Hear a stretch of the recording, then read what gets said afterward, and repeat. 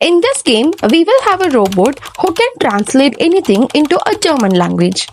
For example, you get this text which is in German. Let's see how to create this project in Scratch. I'll attach a robot in the game from the sprite area and also pick a good backdrop here. Once it is done, we will start the coding part. Click on the extension box here to add a translate extension like this. Now we'll start the coding. When green flag is clicked, robot will ask us questions. So go to sensing, use this ask block. Instead of what's your name, you can put your own text like what you want to translate today.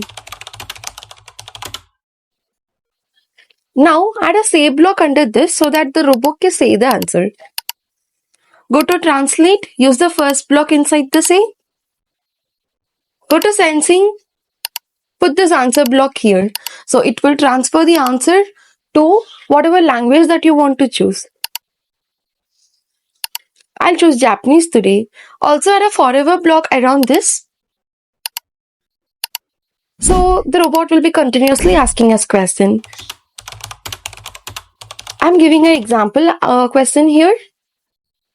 And it gives me the answer in the Japanese. Hope you like this video. Share this with your friends and don't forget to follow us. Take care. Bye-bye.